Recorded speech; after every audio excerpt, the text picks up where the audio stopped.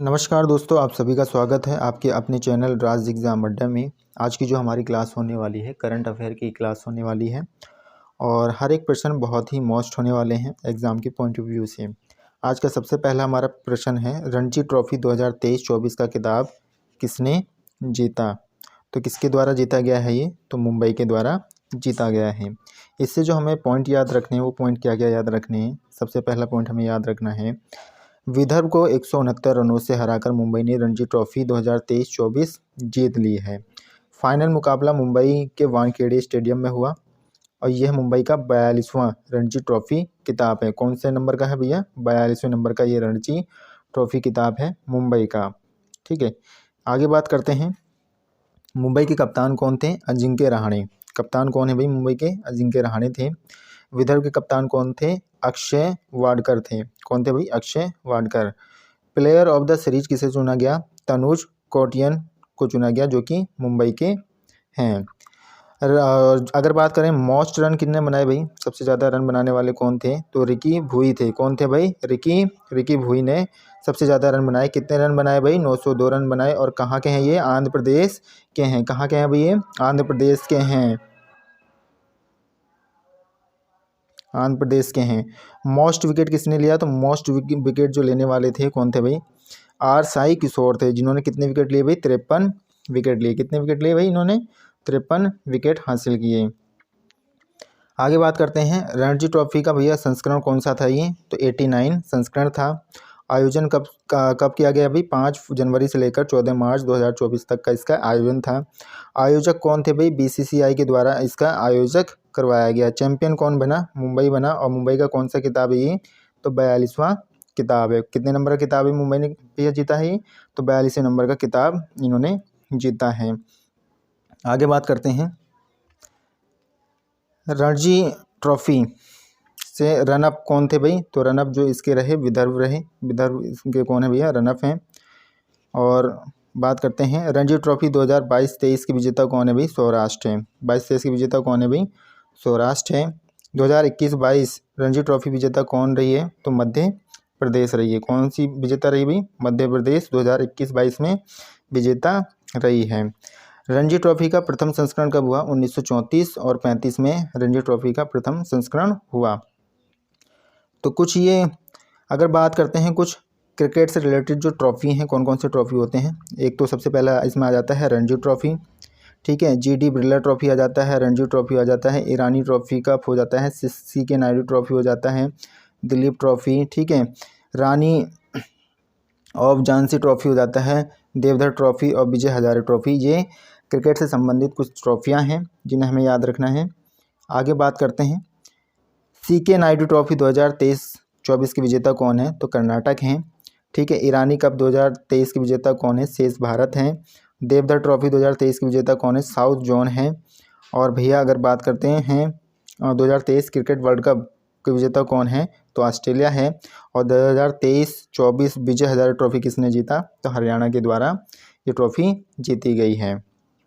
ठीक है, तो ट्रॉफी से हमें ये क्वेश्चन याद रखने थे क्रिकेट से। अब अगले क्वेश्चन की ओर चलते हैं। अगला हमारा क्वेश्चन है, फिलिस्तीन के नए प्रधानमंत्री बने हैं। तो कौन बने हैं फिलिस्तीन के नए प्रधानमंत्री? तो मोहम्मद मुस्तफ़ा फिलिस्तीन के नए प्रधानमंत्री बने हैं। आगे बात करते हैं, मुस्तफ़ा फिलिस्तीन के नए प्रधानमंत्री बने हैं। राष्ट्रपति महमूद अब्बास ने उन्हें नया पीएम नियुक्त किया गया है। किसके द्वारा नियुक्त किया गया भाई? राष्ट्रपति महमूद अब्बास के द्वारा मोहम्मद मुस्तफ़ा को फिलिस्तीन के नए प्रधानमंत्री के रूप में चुना गया है। मोहम्मद मुस्तफ़ा से पहले मोहम्मद साता ये हैं फिलिस्तीन के प्रधानमंत्री थे। ठीक है, आगे बात करते हैं, मोहम्मद मुस्तफ़ा ने गाज़ा पट्टी में फिलिस्तीनियों पर लगातार हो रहे हमलों की वजह से पीएम पद से इस्तीफा दे दिया था। ठीक है, मुस्तफ़ा ने गाज़ा पर 2014 में हुए इजराइल हमले के बाद पुनर्निर्माण में अहम भूमिका निभाई थी। आगे बात करते हैं, फ़िलिस्तीन को भैया घोषित किया गया। फ़िलिस्तीन की राजधानी कब घोषित की गई है? कौन सी राजधानी है? तो जेरूसलम फ़िलिस्तीन की राजधानी है और सीमित मान्यता है इसकी। प्रशासनिक केंद्र भैया क्या है? रामला इसकी जो है प्रशासनिक केंद्र है भैया। राष्ट्रपति कौन है? तो महमूद अब्बास यहाँ के राष्ट्रपति हैं। मुद्रा क्या है? मिस्र पाउंड या इजरायली न्यू शेकेल, जॉर्डियन दिनार, ये इनके क्या है भैया? राष्ट्रीय मुद्रा हैं। ठीक है, आगे बात करते हैं अंतर्राष्ट्रीय नियुक्ति की बात कर लें कि भैया क्या क्या नियुक्तियां की गई हैं हाल फिलहाल में। तो आसिफ अली जरदारी जो कि पाकिस्तान के नए क्या बनाए गए हैं? राष्ट्रपति बनाए गए हैं। शाहबाज शरीफ पाकिस्तान के नए प्रधानमंत्री बनाए गए हैं। अहमद अवद बिन मुबारक यमन के नए प्रधानमंत्री बनाए गए हैं। तामस सुल्योग हंगरी के राष्ट्रपति और फेलेटी टेओ तुवालू के कौन है भैया? प्रधानमंत्री हैं। ठीक है, और इसके बाद नवाफ सलाम ICJ के अध्यक्ष बनाए गए हैं। और ओल्जास वेक्टनोव कजाकिस्तान के कौन बनाए गए हैं? प्राइम मिनिस्टर बनाए गए हैं। अटल फ्रांस के प्रधानमंत्री बनाए गए हैं। शेख हसीना बांग्लादेश के प्रधानमंत्री बनाए गए हैं। शेरिंग टोगबगे भूटान के प्रधानमंत्री बनाए गए हैं। आगे बात करते हैं, अगले क्वेश्चन की ओर चलेंगे। अगला क्वेश्चन हमारा है विश्व उपभोक्ता अधिकार दिवस मनाया जाता है, कब मनाया जाता है भैया? 15 मार्च को विश्व उपभोक्ता अधिकार दिवस मनाया जाता है। इससे हमें पॉइंट याद रखने हैं। उपभोक्ता अधिकार का उद्देश्य उपभोक्ताओं के अधिकारों को उजागर करना है। विश्व उपभोक्ता अधिकार दिवस की शुरुआत अमेरिकी राष्ट्रपति जॉन F कैनेडी के द्वारा की गई थी। ठीक है, इसके आगे बात करते हैं। कैनेडी ने 15 मार्च 1962 को अमेरिकी कांग्रेस उपभोक्ता अधिकारों को संबोधित करते हुए भाषण दिया था। इसकी थीम 2024 की थीम क्या थी? तो उपभोक्ताओं के लिए निष्पक्ष और जिम्मेदार AI। ठीक है, 24 दिसंबर को भारत में राष्ट्रीय उपभोक्ता दिवस के रूप में मनाया जाता है। भारत में कब मनाया जाता है अभी? 24 दिसंबर को राष्ट्रीय उपभोक्ता दिवस मनाया जाता है। ठीक है, मार्च के कुछ महत्वपूर्ण दिवस की अगर बात कर लें तो 1 मार्च को शून्य भेदभाव दिवस मनाया जाता है और 1 मार्च को ही विश्व नागरिक सुरक्षा दिवस मनाया जाता है। 3 मार्च को विश्व वन्य जीव दिवस मनाया जाता है। 3 मार्च को ही विश्व श्रवण दिवस मनाया जाता है। इसके अलावा 4 मार्च को भैया राष्ट्रीय सुरक्षा दिवस। ठीक है, राष्ट्रीय सुरक्षा दिवस कब मनाया जाता है? 4 मार्च को मनाया जाता है। 8 मार्च को अंतर्राष्ट्रीय महिला दिवस मनाया जाता है, जो कि एग्जाम के पॉइंट ऑफ व्यू से मोस्ट होने वाला है। 10 मार्च को CISF की क्या हुई भाई? स्थापना। तो इसी 10 मार्च को स्थापना दिवस मनाया जाता है CISF का। 15 मार्च को विश्व उपभोक्ता अधिकार दिवस मनाया जाता है। ठीक है, 16 मार्च को राष्ट्रीय टीकाकरण दिवस मनाया जाता है। ठीक है, 20 मार्च को विश्व गौरैया दिवस, ये भी एग्जाम के पॉइंट ऑफ व्यू से मोस्ट दिवस होने वाला है। 21 मार्च को विश्व वानिकी दिवस मनाया जाता है और 21 मार्च को ही विश्व टाउन सिंड्रोम दिवस मनाया जाता है। आगे बात करते हैं, 22 मार्च को विश्व जल दिवस, ये भी एग्जाम के पॉइंट ऑफ व्यू से मोस्ट है। 23 मार्च को विश्व मौसम विज्ञान दिवस, ये भी एग्जाम के पॉइंट ऑफ व्यू से मोस्ट है, जो कि एग्जाम में ये दिवस पूछे गए हैं। अगले क्वेश्चन की ओर चलते हैं। अगला हमारा क्वेश्चन है मिशन पाम ऑयल के तहत पहली ऑयल पाम प्रोसेसिंग मिल का उद्घाटन किस राज्य में किया गया है? तो कहाँ पर किया गया भैया? तो अरुणाचल प्रदेश में किया गया है। कहाँ किया गया है ये? अरुणाचल प्रदेश के अंदर किया गया है। इससे जो हमें पॉइंट याद रखने हैं वो पॉइंट क्या याद रखने हैं? प्रधानमंत्री ने अरुणाचल प्रदेश में मिशन पाम ऑयल के तहत पहली ऑयल पाम प्रोसेसिंग मिल का उद्घाटन किया है। वर्तमान में भारत वर्तमान में खाद्य तेल का शुद्ध आयातक है। ठीक है, कौन है? भारत। आगे याद रखना है, भारत कुल खाद्य तेल का 57% विदेशों, कहाँ से भैया? विदेशों से आयात किया जाता है। पाम तेल एक खाद्य वनस्पति तेल है जो ताड़ के पेड़ों के फल से प्राप्त होता है। कहाँ से प्राप्त होता है भाई? ताड़ के पेड़ों से प्राप्त किया जाता है। ठीक है, इसके बाद याद रखना है पाम तेल का सबसे बड़ा उत्पादक देश कौन सा है भाई? तो पाम तेल का सबसे बड़ा उत्पादक देश इंडोनेशिया है। इसके बाद मलेशिया, थाईलैंड और नाइजीरिया है। ठीक है, अरुणाचल प्रदेश की अगर बात करते हैं, अरुणाचल प्रदेश की अगर बात करें 13,000 फीट की ऊंचाई पर दुनिया की सबसे लंबी बाई लेन सुरंग सेला टनल है। 26वां जिला केरी पानयोर बनाया गया है अरुणाचल प्रदेश का। 27वां जिला भैया कौन सा बनाया गया है? 27वां जिला जो बनाया गया है वो बिचौम है। 27वां जिला। पक्के पागा हार्नबिल महोत्सव कहाँ मनाया जाता है? तो अरुणाचल प्रदेश के अंदर मनाया जाता है। ठीक है, इसके बाद और करें बात अगर अरुणाचल प्रदेश की, तो कौन सा भैया, अरुण पॉल ऐप भैया कहाँ चलाया गया है, अरुणाचल प्रदेश में चलाया गया है। सियोम पुल BRO द्वारा बनाया गया और जो कि कहाँ पर, अरुणाचल प्रदेश में बनाया गया है। डोयनी पोलो हवाई अड्डा कहाँ बनाया गया है, अरुणाचल प्रदेश में बनाया गया है। पूर्वोत्तर का पहला मछली संग्रहालय कहाँ बनाया गया है, तो अरुणाचल प्रदेश के अंदर बनाया गया है। ठीक है, अगले क्वेश्चन की ओर चलते हैं। अगला क्वेश्चन हमारा है, किस राज्य में भारत के सबसे ऊंचे टावर का उद्घाटन किया गया है, तो कहाँ किया गया अभी, मध्य प्रदेश राज्य में भारत के सबसे ऊंचे मौसम टावर का उद्घाटन किया गया है। इससे हमें जो पॉइंट याद रखने हैं वो पॉइंट क्या याद रखने हैं, केंद्रीय पृथ्वी विज्ञान मंत्री किरण रिजिजू ने मध्य प्रदेश भोपाल में देश के सबसे ऊंचे मौसम टावर का वर्चुअली उद्घाटन किया है। केंद्रीय पृथ्वी विज्ञान मंत्री कौन है, तो किरण रिजिजू हैं। किरण रिजिजू के द्वारा मध्य प्रदेश में सबसे ऊंचा मौसम टावर वर्चुअली उद्घाटन किया गया है। भोपाल के पास सीलखेड़ा में लगा यह टावर 200 किलोमीटर दूर से बादल को ट्रेस करने में क्या है भाई, सक्षम है। ठीक है, 72 मीटर ऊंचे टावर पर फिनलैंड में बना सी बैंड रडार स्थापित किया गया है। यहाँ वायुमंडलीय अनुसंधान यानी रिसर्च और ऑपरेशनल एक्टिविटी की जाएगी। ठीक है, वैज्ञानिक इस टावर से 200 किलोमीटर दूर से बादलों को ट्रेस कर सकेंगे। ठीक है, वैज्ञानिक इस टावर से 200 किलोमीटर दूर बादलों को क्या कर सकते हैं भैया, ट्रेस कर सकते हैं। अगले क्वेश्चन की ओर आएंगे। अगला हमारा क्वेश्चन है, मानव विकास सूचांक 2023-24 के अनुसार भारत की रैंक क्या है, तो भैया भारत की रैंक कितनी है, 134वीं रैंक है। कितनी रैंक है, 134वीं रैंक है मानव विकास सूचांक 2023-24 के अनुसार। ठीक है, इससे हमें जो फैक्ट याद रखने हैं वो क्या याद रखने हैं, संयुक्त राष्ट्र विकास कार्यक्रम UNDP की report breaking the green lock के अनुसार भारत विश्व मानव विकास सूचांक SDI में भारत को 1 अंक का सुधार हुआ है। ठीक है, कितने अंक का सुधार हुआ अभी, 1 अंक का सुधार हुआ है। SDI के द्वारा मानव विकास के 3 बुनियादी पहलुओं में जैसे स्वास्थ्य, ज्ञान और जीवन स्तर में किसी देश की उपलब्धि की माप की जाती है। ठीक है, भारत 2021 में 191 देशों में 135वें स्थान पर था। 2022 में 193 देशों में 134वें स्थान पर पहुंच गया है। 2022 में भारत का स्कोर 0.644 रहा है। ठीक है, भारत की जीवन प्रत्याशा कितनी है भैया, तो जीवन प्रत्याशा 67.2 से बढ़कर कितनी हो गई, 67.7 वर्ष हो गई है जीवन प्रत्याशा। 1990 से संयुक्त राष्ट्र विकास कार्यक्रम UNDP हर साल मानव विकास रिपोर्ट प्रकाशित करता है। ठीक है, मानव विकास सूचांक से जो हमें बातें याद रखनी है, टॉप 5 देश कौन से हैं, तो सबसे पहले स्विट्जरलैंड आता है, फिर नॉर्वे आता है, फिर आइसलैंड आता है, फिर हांगकांग आता है, फिर डेनमार्क आता है मानव विकास सूचांक के टॉप लिस्ट 5 टॉप लिस्ट में।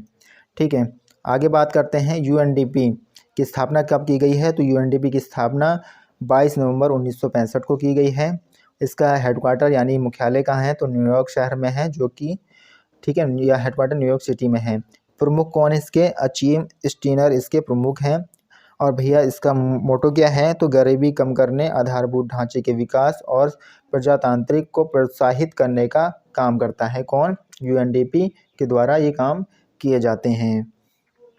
ठीक है, अगले क्वेश्चन की ओर चलेंगे। अगला हमारा क्वेश्चन है, प्रो कबड्डी लीग 2024 का खिताब किसने जीता, तो 2024 का जो प्रो कबड्डी में खिताब जीता है वो किसने जीता भाई, पुनेरी पल्टन के द्वारा जीता गया है।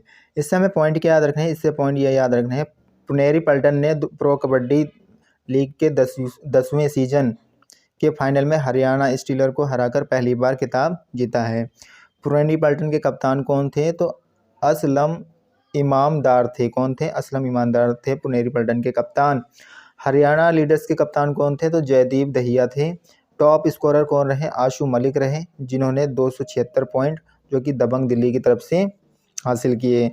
रेडर्स ऑफ द सीजन कौन रहे, आशु मलिक रहे। ये भी कौन थे भैया, आशु मलिक ही थे जो टॉप स्कोरर थे और ये भी दबंग दिल्ली के हैं। डिफेंडर ऑफ द सीजन कौन रहे, तो मोहम्मद, ठीक है, डिफेंडर ऑफ सीजन कौन रहे, मोहम्मद दरेजा चिया नहीं रहे, जो कि पुनेरी पल्टन के थे। ये कौन थे, डिफेंडर ऑफ सीजन थे। सबसे मूल्यवान खिलाड़ी कौन था भाई, सबसे मूल्यवान अगर खिलाड़ी की बात करें तो कौन है, असलम ईमानदार थे जो कि पुनेरी पल्टन के थे। सीजन के युवा खिलाड़ी कौन हैं, योगेश दहिया जो कि दबंग दिल्ली के थे।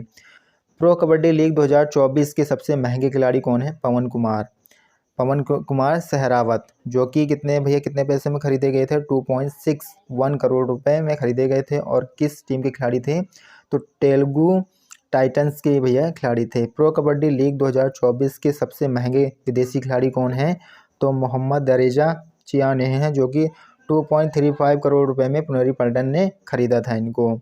एसोसिएट स्पॉन्सर भैया कौन थे, तो ड्रीम 11 भैया इसके ये एसोसिएट स्पॉन्सर थे। ठीक है, इसके अलावा अगर हम बात करते हैं प्रो कबड्डी लीग 2024 का फाइनल GMC वाल योगी स्टेडियम हैदराबाद में खेला गया था। प्रो कबड्डी लीग की शुरुआत कब हुई थी, तो 2014 में इसकी शुरुआत की गई थी। और प्रथम विजेता कौन थे, तो जयपुर पिंक पैंथर प्रथम विजेता थे। सबसे सफल टीम कौन सी है, तो पटना सबसे सफल क्या है भैया टीम है। इसने कितनी बार, 3 बार खिताब जीता। कबड्डी में एक टीम के खिलाड़ी कितने होते हैं, तो 7 खिलाड़ी कबड्डी में एक टीम की और खिलाड़ी होते हैं। ठीक है, अगले क्वेश्चन की ओर चलेंगे। अगला क्वेश्चन है डेफ कनेक्ट 2024 का आयोजन कहाँ किया गया है, तो नई दिल्ली में किया गया है। कहाँ किया गया भाई, नई दिल्ली में। इससे जो हमें पॉइंट याद रखने हैं वो पॉइंट क्या क्या याद रखने हैं, रक्षा मंत्री राजनाथ सिंह ने नई दिल्ली में डेफ कनेक्ट 2024 का उद्घाटन किया। इसका उद्देश्य क्या है, सशस्त्र बलों, रक्षा उद्योग, लीडर्स, स्टार्टअप और नीति निर्माताओं को एक साथ लाना है। ठीक है, ये इसके मुख्य उद्देश्य हैं। डेफ कनेक्ट 2024 में आधुनिक प्रौद्योगिकी का प्रदर्शन किया जाएगा। रक्षा से संबंधित कुछ महत्वपूर्ण बातें जैसे कि NSG की DIG अतिरिक्त सुप्रभार भैया किसको दिया गया है, तो दलजीत सिंह चौधरी को दिया गया है। ठीक है, भारत और मलेशिया के बीच भैया समुद्र लक्ष्मण अभ्यास विशाखापट्टनम में आयोजित हुआ है। DRDO ने very short range air defence system का सफलतापूर्वक परीक्षण किया है। नाटो ने स्टीड फास्ट डिफेंडर 2024 सैन्य अभ्यास शुरू किया गया है। किसके द्वारा शुरू किया गया भैया, नाटो के द्वारा शुरू किया गया है। अदानी ग्रुप ने कानपुर में दक्षिण एशिया का सबसे बड़ा गोला बारूद और मिसाइल कॉम्प्लेक्स लॉन्च किया है। भारत जापान के बीच धर्म गर्जियन अभ्यास आयोजित किया गया है। भारत मालदीव्स और श्रीलंका ने दोस्ती 16 अभ्यास आयोजित किया है। ठीक है, DRDO स्वदेशी लेजर हथियार DURGA-2 का परीक्षण करेगा। मिलान नौसेना अभ्यास भारत और 51 देशों के बीच विशाखापट्टनम में शुरू किया गया है। तो इतने फैक्ट हमें इस क्वेश्चन से याद रखने हैं। अगले क्वेश्चन की ओर चलेंगे। अगला क्वेश्चन है महाराष्ट्र भूषण पुरस्कार 2024 से किसे सम्मानित किया गया है, तो किसको सम्मानित किया गया है, डॉक्टर प्रदीप महाजन को सम्मानित किया गया है महाराष्ट्र भूषण पुरस्कार 2024 से। इससे हमें फैक्ट क्या याद रखने हैं, डॉक्टर प्रदीप महाजन को प्रतिष्ठित महाराष्ट्र भूषण पुरस्कार 2024 से सम्मानित किया गया है। चिकित्सा के क्षेत्र में योगदान के लिए डॉक्टर प्रदीप महाजन को यह सम्मान दिया गया है। इससे पहले महाराष्ट्र भूषण पुरस्कार 2023 में अभिनेता अशोक सराफ को दिया गया था, यह सम्मानित किया गया था। महाराष्ट्र भूषण अवार्ड की बात करें, यह अवार्ड महाराष्ट्र सरकार द्वारा दिया जाने वाला सबसे बड़ा अवार्ड है। ठीक है, पहला महाराष्ट्र भूषण अवार्ड 1996 में प्रदान किया गया था। ठीक है, वर्तमान में 25 लाख रुपए नगद और स्मृति चिन्ह और प्रमाण पत्र दिया जाता है। तो इस पुरस्कार में कितने पैसे दिए जाते हैं, तो 25 लाख रुपए दिए जाते हैं और एक स्मृति चिन्ह दिया जाता है, उसके साथ साथ एक प्रमाण पत्र दिया जाता है। महाराष्ट्र भूषण पुरस्कार 2022 किसको दिया गया है, तो अप्पा साहब धर्माधिकारी को दिया गया है 2022 का महाराष्ट्र भूषण पुरस्कार। हाल ही में जो प्रदान किए गए पुरस्कार हैं जैसे कि पॉली उमरीगर पुरस्कार भैया किसको दिया गया है, शुभमन गिल को दिया गया है। Freedom of the city of London किसको दिया गया है, अजीत मिश्रा को दिया गया है। उत्तर प्रदेश गौरव सम्मान डॉक्टर रितु करीधल एवं उद्यमी नवीन को दिया गया है। Balkan athlete of the year Novak जोकोविच को दिया गया है। सर्वश्रेष्ठ पर्यावरण अधिकारी पुरस्कार भैया दीपा भंडारी को दिया गया है। मिस अमेरिका 2024 मेडिसन मार्श को दिया गया है। Colonel CK Naidu lifetime achievement पुरस्कार रवि शास्त्री और फारूक इंजीनियर को दिया गया है। तेंजिंग नार्वे सम्मान सविता कांसवाल को दिया गया है। स्वच्छ शहर पुरस्कार 2023 इंदौर और सूरत इनको संयुक्त रूप से दिया गया है। तो इतने फैक्ट हमें इस क्वेश्चन से याद रखने हैं। अगले क्वेश्चन की ओर चलेंगे। अगला हमारा क्वेश्चन है, हज सुविधा ऐप किसने लॉन्च किया है? तो स्मृति ईरानी के द्वारा लॉन्च किया गया है। क्या? हज सुविधा ऐप। ठीक है, इससे जो फैक्ट हमें याद रखने हैं, केंद्रीय अल्पसंख्यक कार्य मंत्री स्मृति ईरानी, तो इनके पास कौन सा पद है भैया? तो केंद्रीय अल्पसंख्यक कार्य मंत्री का पद है। और दिल्ली में हज तीर्थयात्रियों के लिए हज सुविधा ऐप लॉन्च इनके द्वारा किया गया है। हज गाइड 2024 को भी इन्होंने जारी किया है। ठीक है, हज गाइड हिंदी, अंग्रेजी, उर्दू, तमिल, कन्नड़ और बांग्ला समेत कुल 10 भाषाओं में उपलब्ध है भैया। ठीक है, ऐप और पोर्टल की बात करते हैं तो प्रेस सेवा पोर्टल अनुराग ठाकुर द्वारा जी के द्वारा चालू किया गया है। स्वाति पोर्टल अजय कुमार सूद के द्वारा चलाया गया है। अपना चंद्रयान पोर्टल धर्मेंद्र प्रधान के द्वारा चलाया गया है। ग्राम मंच ऐप पंचायती राज मंत्रालय जी के द्वारा चलाया गया है। कंज्यूमर ऐप उत्तर प्रदेश सरकार ने चलाया है। साथी पोर्टल कृषि मंत्रालय द्वारा चलाया गया है। कॉल बिफोर यू डिग भैया प्रधानमंत्री नरेंद्र मोदी जी के द्वारा चलाया गया है। प्रहरी ऐप BSF एवं गृह मंत्रालय जी के द्वारा चलाया गया है। इसी के साथ साथ जलदूत ऐप ग्रामीण विकास मंत्रालय जी के द्वारा चलाया गया है। अगले क्वेश्चन की ओर चलेंगे। अगला क्वेश्चन है, पूर्वोत्तर भारत फिल्म महोत्सव किस राज्य में शुरू किया गया है? तो कहाँ पे शुरू किया गया भाई? मणिपुर में शुरू किया गया है। कहाँ शुरू किया गया भैया पूर्वोत्तर भारत फिल्म महोत्सव? तो मणिपुर में शुरू किया गया है। इससे जो हमें फैक्ट याद रखने हैं वो फैक्ट क्या याद रखने हैं? पूर्वोत्तर भारत फिल्म महोत्सव की शुरुआत इम्फॉल मणिपुर में की गई है। ठीक है, यह उत्सव 3 से 7 मार्च 2024 तक होने वाला है। इस महोत्सव का प्रमुख उद्देश्य पूर्वोत्तर भारत के सिनेमा की योगदान को उजागर करना है। अगले पॉइंट की बात करें, प्रमुख फिल्म महोत्सव की अगर बात करते हैं तो भारतीय अंतर्राष्ट्रीय फिल्म महोत्सव कहाँ भैया? गोवा में हुआ, जो कि भारत में है। कांस फिल्म महोत्सव कांस फ्रांस के अंदर किया गया। बर्लिन अंतर्राष्ट्रीय फिल्म महोत्सव बर्लिन यानी जर्मनी के अंदर किया गया। वेनिस फिल्म महोत्सव वेनिस इटली में किया गया। टोरंटो अंतर्राष्ट्रीय फिल्म महोत्सव टोरंटो कनाडा में किया गया। ट्रिबेका फिल्म फेस्टिवल भैया न्यूयॉर्क शहर जो कि USA में है, यहाँ पर किया गया। इसके अलावा अगर बुनास अंतर्राष्ट्रीय फिल्म महोत्सव की बात करें, बुनास अंतर्राष्ट्रीय फिल्म महोत्सव भैया कहाँ? बुनास दक्षिण कोरिया में किया गया। SXSW फिल्म फेस्टिवल भैया ऑस्टिन टेक्सास USA में किया गया।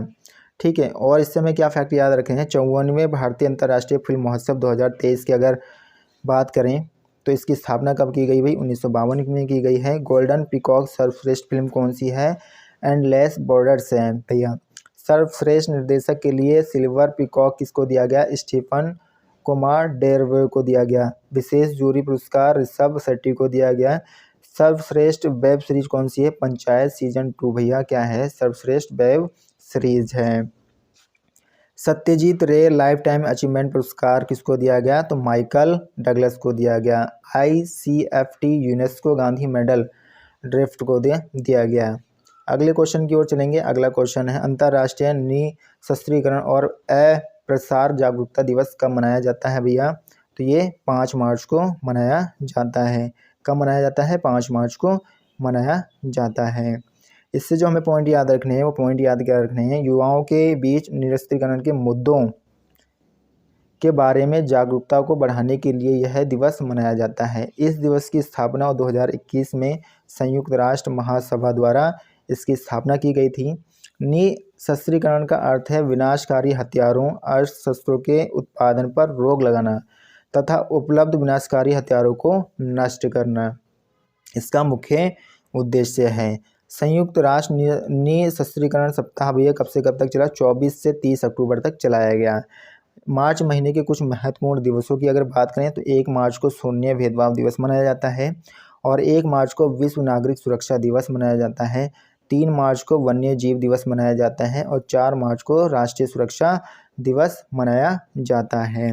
8 मार्च को अंतर्राष्ट्रीय महिला दिवस मनाया जाता है। 10 मार्च को CISF की स्थापना हुई। 14 मार्च को पाई दिवस मनाया जाता है।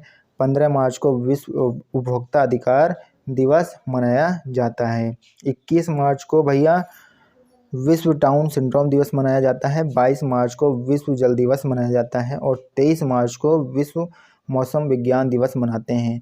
24 मार्च को विश्व क्षय रोग यानी TB दिवस मनाते हैं।